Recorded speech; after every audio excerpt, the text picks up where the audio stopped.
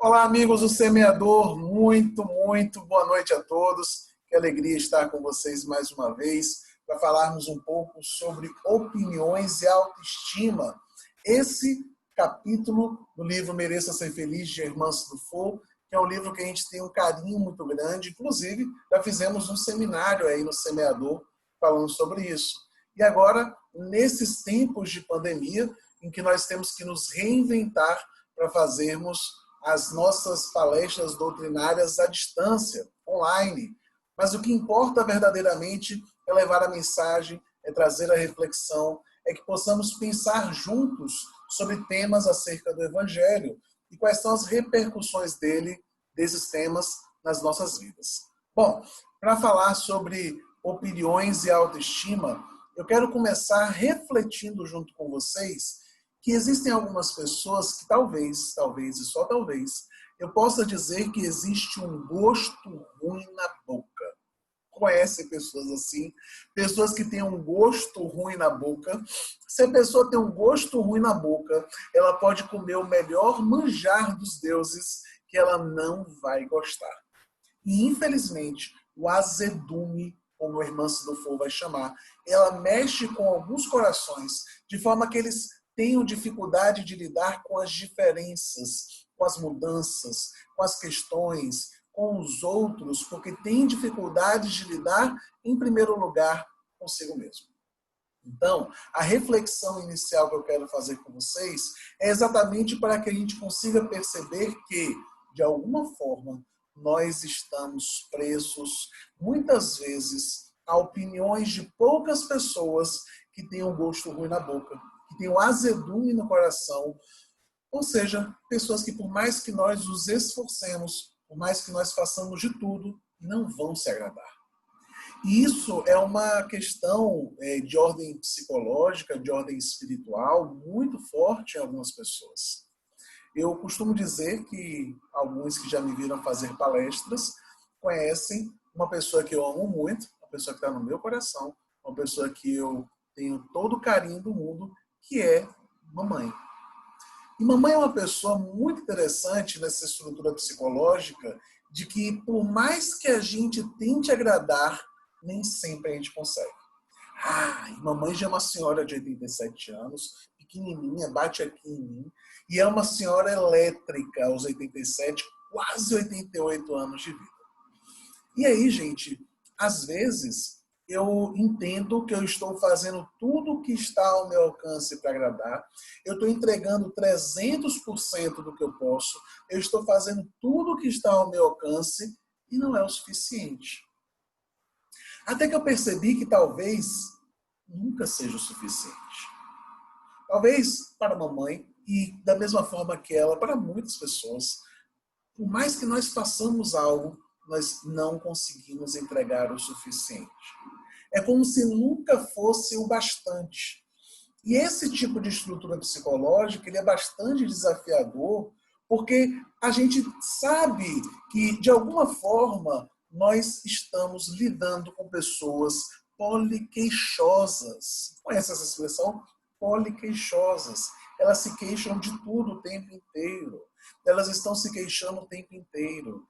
Então, a opinião de algumas pessoas, e é esse o ponto que eu quero iniciar na doutrinária de hoje, na palestra de hoje, a opinião de algumas pessoas vai vir contaminada por esse azedume. E se vem contaminada por esse azedume, nós não podemos dar o mesmo crédito do que outras opiniões. Vou trazer o exemplo do semeador nesse momento, que está buscando se reinventar e fazer as doutrinárias à distância, agora que a gente não pode ter aglomerações. Imagine, eu tenho certeza que algumas pessoas não gostaram disso. Que disseram que eu não poderia, que seria um problema, que é egrégora, que. Eu tenho certeza absoluta, porque algumas pessoas vão ser do contra. Outras, com o coração mais aberto, vão dizer é melhor nós fazermos cada um em sua casa do que não fazermos. O que importa é a mensagem, é a reflexão, é a transformação que a gente consegue promover na vida das pessoas. Então, amigos, de alguma forma, eu quero chamar a atenção de que nós estamos tendo que lidar com opiniões o tempo inteiro. Opiniões essas que nós vamos dar crédito na medida que elas vierem bem sedimentadas e embasadas. Eu estou querendo dizer, sim, que a opinião de algumas pessoas nós não devemos dar tanto crédito assim. Em especial as poliqueixosas, as que têm o azedume e aquelas pessoas que não estão abertas ao processo de transformação. Infelizmente, algumas pessoas são rígidas e por causa da rigidez quebram mais fácil. A rigidez é uma característica interessante dos materiais de que se eles são muito rígidos, eles quebram com facilidade. É diferente, por exemplo, de um edifício, de uma ponte, de algo, de uma construção muito grande, ela é flexível, ela balança um pouquinho, mas ela não cai. E a gente pensa que o material mais forte é aquele que é mais rígido. Pelo contrário, mais flexível, mais forte. E nós estamos sendo convidados nesse momento a lidarmos o tempo inteiro com a flexibilidade, com a mudança, com a transformação e com características que estão desafiando os nossos sentidos a todo momento. Talvez esse momento pandêmico que nós estamos vivenciando seja exatamente um convite para a nossa flexibilidade. Porque as pessoas, se elas não se adaptarem, elas vão adoecer. As organizações, se elas não se adaptarem, elas vão adoecer. As empresas, se não se adaptarem, vão adoecer. Então, a gente tem um convite verdadeiro de trabalhar nessas questões para conseguirmos ter melhores resultados nas nossas vidas. E aí, gente, opinião é algo que todo mundo tem. Opinião, todo mundo tem. Todo mundo tem o processo ideal, a dica, a sugestão, o caminho, a melhor estrutura para solucionar todos os problemas da sua vida. Não que ela faça isso na vida dela, mas ela tem todas as soluções dos problemas para solucionar os problemas da sua vida. E aí, gente, muita hora nessa calma. Muita hora nessa calma, porque de alguma forma é como se nós estivéssemos dando a permissão para que outras pessoas ditem os nossos comportamentos. Opinião, ela é boa, ela é importante, ela faz parte, mas ela vem na medida em que o outro está disposto a contribuir nas nossas vidas. Então, se alguém que cola na corda, se alguém que está junto comigo, se alguém que me ama e demonstra amor de todas as formas, eu ouço isso com total atenção. Um ouvido bastante apurado, um ouvir na essência, um ouvir além das palavras. Por outro lado, se vem da opinião de alguém que muitas vezes só quer desconstruir ou destruir, essa opinião a gente faz como os sábios de antigamente diziam, que entra por um ouvido e sai pelo outro. Então, eu estou dizendo sim que nós devemos ter validações de opiniões distintas a depender de quem seja a pessoa. Afinal, como diz o Evangelho, a boca só fala aquilo de que está cheio o coração. As pessoas só dão o que têm. Elas só falam o que está dentro do coração delas. Não dá para você esperar gerações de pessoas que só têm pimenta. Não dá para esperar, sabe, coisas boas de pessoas que só têm azedume no coração.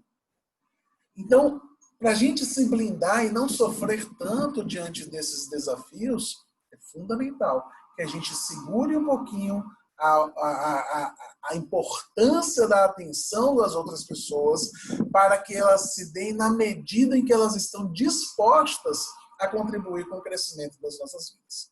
Porque de opinião, todo mundo tem. Opinião, todo mundo tem, sobra. Mas pessoas dispostas a contribuírem real, verdadeira e profundamente com o nosso processo de transformação para que nós sejamos pessoas melhores, bom, isso já é outra coisa completamente diferente. Aí nem tantas pessoas estão dispostas a fazer assim.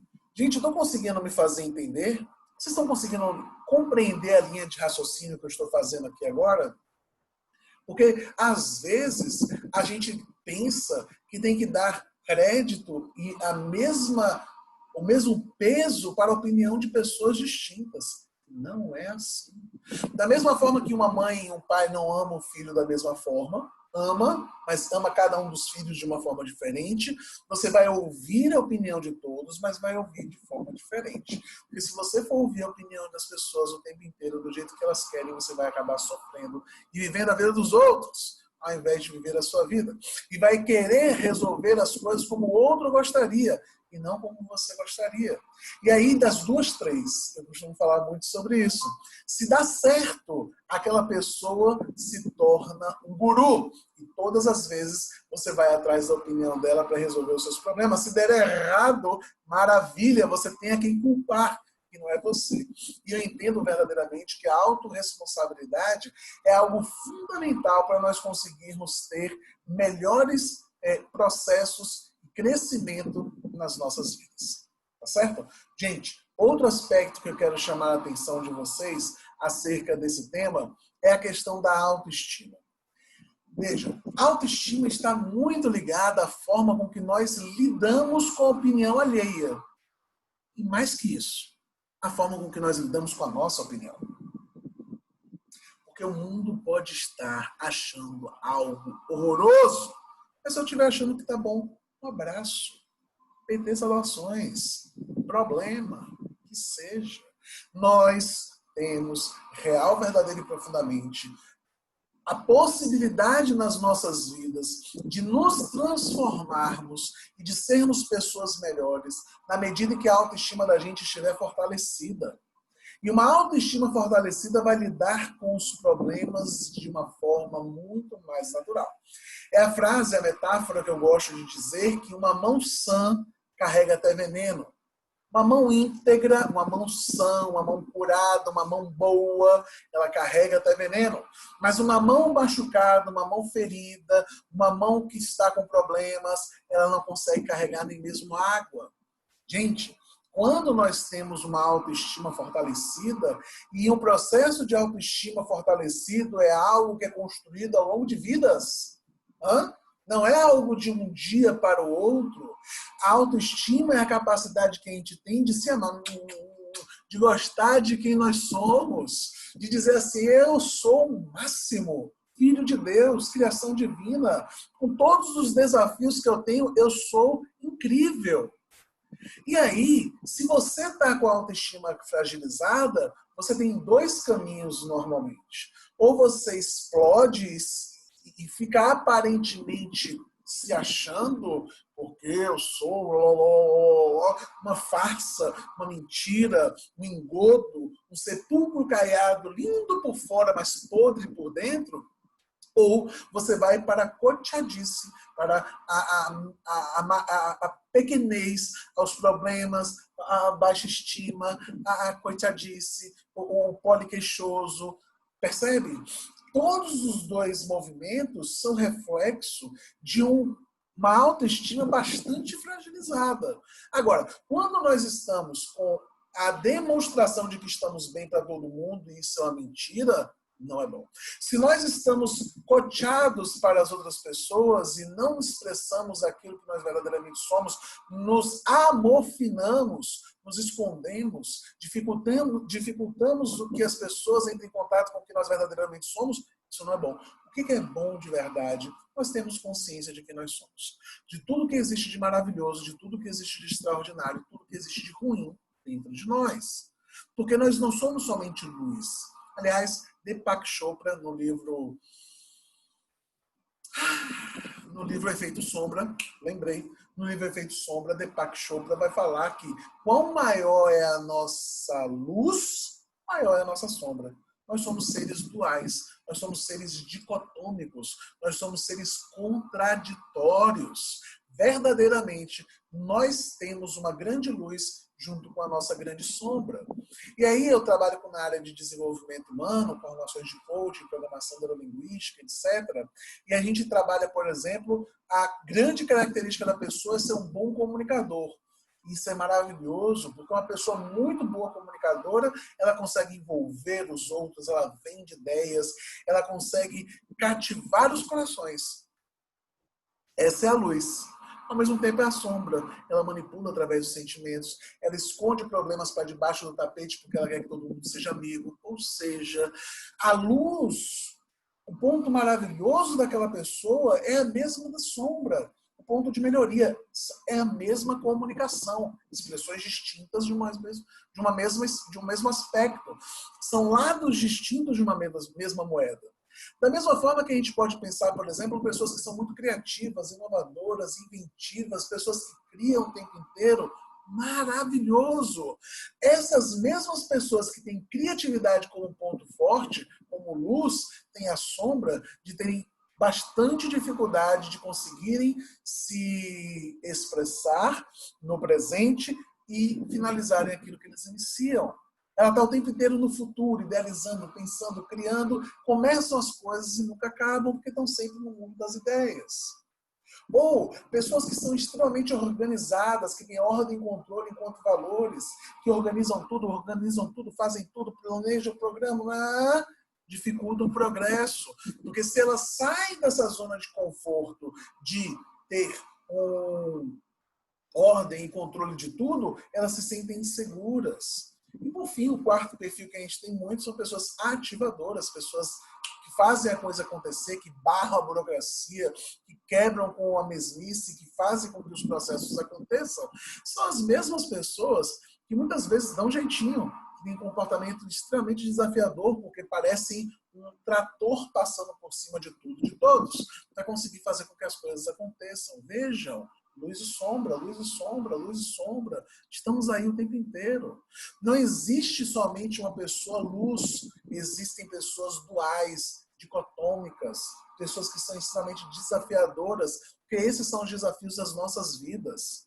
Então, se a gente está falando sobre opinião e autoestima, nós estamos falando em ouvir a opinião das pessoas, agradecer, validar, respeitar acima de qualquer coisa, mas, ao mesmo tempo em que nós trabalhamos uma autoestima para ser fortalecida, para você ter condições de falar e vivenciar aquilo que você verdadeiramente é e profundamente conseguirmos estabelecer a condição de que nós somos luz e sombra o tempo inteiro.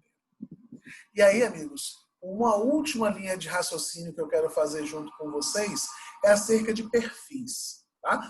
E um livro chamado As 5 Linguagens do Amor, o livro As 5 Linguagens do Amor, em que o autor desse livro, o pastor americano...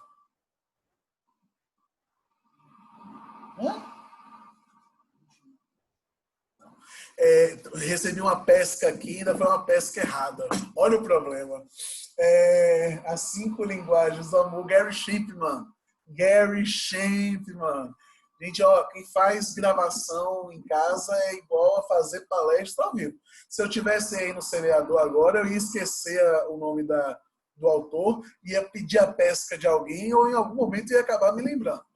Gary Chapman, tá? No livro As 5 Linguagens do Amor, ele fala sobre 5 características, 5 formas de expressar amor diferente das pessoas. E eu acho esse conteúdo extremamente valioso nesse momento, exatamente para a gente conseguir perceber que, de alguma forma, os outros podem estar com a melhor das intenções, querendo demonstrar que nos amam, e nós muitas vezes não estamos percebendo isso. As 5 Linguagens do Amor muda completamente a forma com que nós lidamos com os relacionamentos, e eu quero chamar a atenção que ele mude a forma com que nós lidamos com o relacionamento interpessoal. Eu comigo mesmo. Nesse sentido, a gente pode refletir acerca dessas 5 possibilidades em que Gary fala sobre a importância de nós termos o que ele chama de tanques de amor sempre cheios. Somos seres humanos que precisamos de outras pessoas o tempo inteiro. Precisamos que o nosso tanque de amor esteja preenchido o tempo todo. E para isso, existem 5 expressões básicas de amor, segundo Gary Chapman. A primeira delas é o que nós chamamos de linguagem de palavras de afirmação. Tá? Palavras de afirmação. É a forma que você diz para o outro o quanto ele é importante para você. E essa forma de dizer não é só eu te amo. Eu te amo, Você é importante, acredito em você, conte comigo, estamos juntos, vamos lá, você é especial, confio na sua capacidade, você é uma pessoa incrível, você vai ter, de alguma forma, que falar através das palavras o quanto que aquela pessoa é importante para você. E veja, nós estamos falando aqui especificamente não apenas de relações maritais ou relações afetivas de casal. Eu estou falando de todas as formas de expressão de amor. Um filho, uma mãe, um marido, uma esposa, um pai, uma filha, ou qualquer pessoa, um amigo, ele precisa dessas expressões de amor da gente. E aí, quando você pega, por exemplo, uma mensagem como essa, em que você tem uma linguagem muito forte de palavras de afirmação, ou seja, você entende que o outro te ama na medida que ele diz que te ama, e a outra pessoa tem outra linguagem. A outra pessoa tem uma linguagem distinta, a outra pessoa tem uma outra linguagem do amor, e aí você tem uma pessoa falando inglês e a outra japonês. Vai se comunicar? Vai dar match? Vai dar certo essa relação? Não, vai ter desafios. Então, gente, quando você pensa nisso, você começa a entender que a sua forma de entender amor, a sua linguagem, não é caminho, verdade e vida necessariamente. Não é a única, não é a melhor, é a sua forma. E se é a sua forma, você vai expressar ela de todas as formas para que o outro saiba que é a sua linguagem, então você vai entender quando o outro expressar outra linguagem do amor. Ou você vai expressar a linguagem do amor do outro para que ele compreenda que é amado da forma dele. Gente, eu estou conseguindo me fazer claro. Eu estou dizendo para vocês que, de alguma forma, é importante que a gente comece a perceber que quando um ama e o outro ama, eles precisam se comunicar. E para se comunicar, eles precisam expressar o amor da forma com que o outro compreende. Não necessariamente da forma com que eu compreendo. Não necessariamente da forma com que eu gosto. Não necessariamente da forma com que eu acho que é melhor. E aí, nesse sentido, eu quero chamar a atenção de linguagens, palavras de afirmação, é uma linguagem do amor, palavras de afirmação, mas existem outras. Tem gente que ama sem dizer, tem gente que ama através das atitudes, como a gente pode ver no que Gary Chapman chama de uma segunda linguagem do amor, atos de serviço. Atos de serviço é você falar com o outro aquilo que é importante para o outro. É você dizer, fazer com o outro aquilo que é importante para o outro. Ajudar o outro naquilo que é importante para ele. É verdadeiramente começar a perceber que, de alguma forma, você tem um caminho de auxiliar o outro naquilo que ele entende que é valioso. Então, para algumas pessoas pode ser simplesmente lavar os pratos, lavar o carro no final de semana. Para outras pessoas é estar junto na hora que ela vai fazer um exame, uma consulta médica. Para outras pessoas é você, sei lá, desembaraçar um problema documental que a pessoa tenha. Eu não sei. Mas atos de serviço é quando você serve, né? Tal qual o Cristo em amor ágape, amor atitude, amor ação, você vai fazer com o outro aquilo que você acredita que é importante para ajudá-lo naquele momento. Então, percebe que algumas pessoas têm uma linguagem do amor, de palavras de afirmação, e que outras têm uma linguagem de amor, de atos de serviço, e os dois estão dizendo 300% que amam o outro e um não compreende que o outro está dizendo que ama? A maioria dos desafios dos relacionamentos está verdadeiramente relacionado com problemas de comunicação, com falhas na comunicação, na expressão do amor. Só isso. Não é que as pessoas não se amem, elas não expressam amor de uma forma que o outro compreenda. Elas expressam do seu jeito.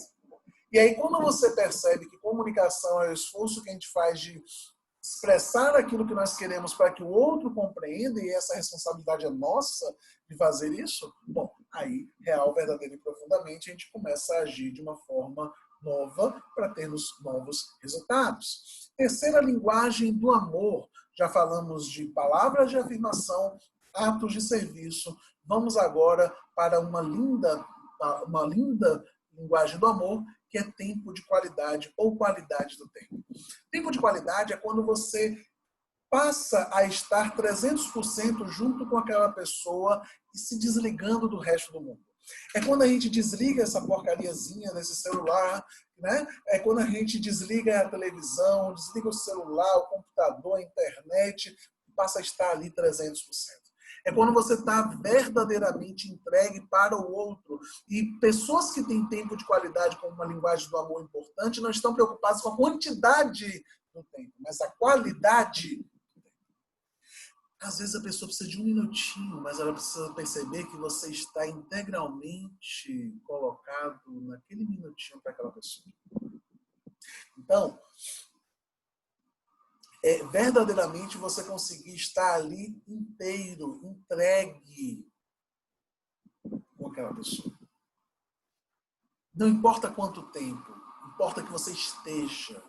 E vamos ser sinceros, quanta dificuldade nós temos hoje em dia de estarmos inteiros, entregues na vida das pessoas. Quanta dificuldade nós temos de estarmos 300% presentes naquele momento, ou não vivendo a ansiedade do futuro, não vivendo a depressão do passado, não vivendo uma paralisia da ansiedade. A gente viver simplesmente o aqui e o agora. Isso é um desafio muito, muito grande que a gente vivencia.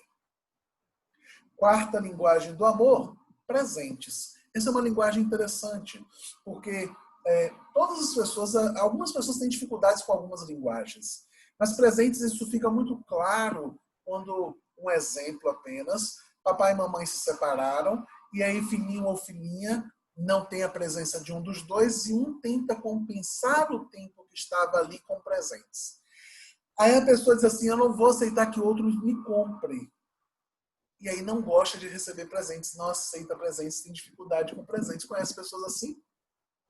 Olha só, essa é uma dificuldade de lidar com presentes, mas quem tem a linguagem do amor com presentes não é o valor do presente, não é o preço do presente, é a lembrança do presente. É o fato do outro ter se lembrado de você, é o fato do outro ter parado naquele momento, sentido no coração a sua lembrança, a sua memória e dito assim, eu vou comprar algo para essa pessoa que para mim é importante.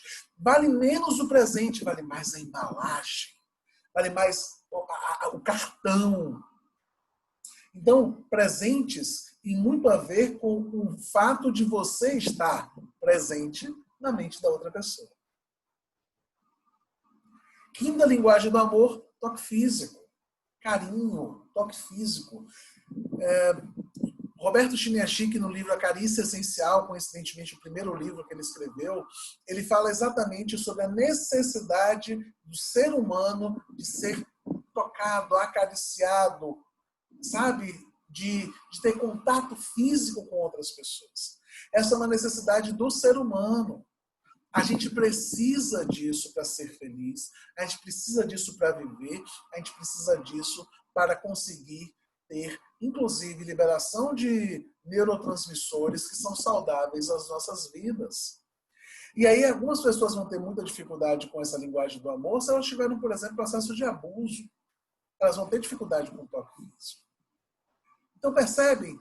Eu falei sobre dificuldades presentes e toque físico, né? Às vezes a palavra de afirmação é quando a outra pessoa, de alguma forma, falava apenas da boca para fora, sem expressar isso de outras formas. Ou pessoas que têm problemas necessariamente com tempo de qualidade, porque de alguma forma ela não teve esse tempo de qualidade das outras pessoas. Tá? Então, assim, ou de atos de serviço, que também qual presentes pode parecer que ele está querendo comprar o outro. Okay? Gente, o que eu quero chamar a atenção de vocês nesse momento? O fato de que nós podemos, sim, aliar o processo de autoestima, de um processo profundo de acolher a opinião do outro e de entender a linguagem do amor do outro com um processo único. É como se, de alguma forma, nós estivéssemos costurando esses três conceitos. Irmã, você vem falar sobre essas duas ideias de autoestima e principalmente de opiniões.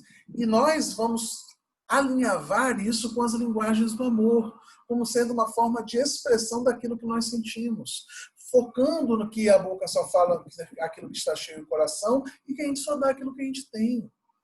Mas se a gente se permitir começar a falar na linguagem do amor do outro, se eu sei que a pessoa que eu amo entende, eu gosto de atos de serviço, mas a outra pessoa, a pessoa que eu amo, gosta de tempo de qualidade. Eu vou abrir mão um pouquinho do meu ato de serviço para falar em tempo de qualidade, para entregar a forma com que o outro compreende. E vou chegar para a pessoa que eu amo e digo, meu amor, tudo bem, eu entendo amor através de atos de serviço. Tenta fazer isso um pouquinho também para eu ter o meu tanque de amor sempre cheio. Então, amigos, essa reflexão principal que eu quero fazer com vocês hoje de alguma forma, eu acredito que esses conceitos e reflexões que nós fizemos hoje têm o potencial de transformar as nossas vidas para melhor. Acredito muito que a opinião das pessoas é valiosa, valiosa na essência, no sentido da existência da opinião, mas ela vai ter maior ou menor peso na medida que o outro se compromete a estar ao nosso lado, contribuindo no nosso processo de crescimento. Entendo que autoestima é algo que é construído todos os dias, ao longo de vidas, para que a gente se sinta cada vez mais fortalecido de sermos quem somos. Com todo o lado A maravilhoso que nós temos e todo o lado B horroroso que nós temos, que às vezes a gente tenta esconder das outras pessoas e enganar aos outros e a nós mesmos como se naquele lado B nós não tivéssemos. E que se a gente consegue expressar o amor que nós sentimos pelas pessoas que são importantes na nossa vida, da forma como o outro compreende, e se a gente pede que o outro entenda e compreenda e expresse o amor que ele sente por nós, a nossa linguagem, a gente vai ter relações melhores. Aí a opinião vai valer mais, a autoestima vai estar mais fortalecida, a felicidade e as relações vão estar mais saudáveis. Aliás, relações saudáveis. Esse talvez seja um outro tema maravilhoso para nós refletirmos nesse momento pandêmico que nós estamos vivenciando, em que a última ideia que eu quero trazer para vocês é: nós temos a pandemia, uma opinião pessoal. Eu não sou maravilhoso em química, muito pelo contrário, eu fui para recuperação em química 3 vezes seguidas, 3 anos seguidos. Mas a pandemia é um catalisador. A pandemia é um catalisador. Para quem entende o catalisador de química, o catalisador ele chega numa mistura e ele potencializa a velocidade com que ela acontece. Ela acelera os processos naquela mistura, naquela substância, sei lá, naquele processo lá.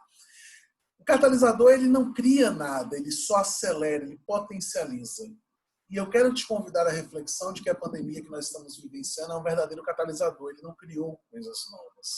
Não são as relações que estão ruins a partir da pandemia. Elas já não estavam boas e a pandemia só fez expressar mais isso.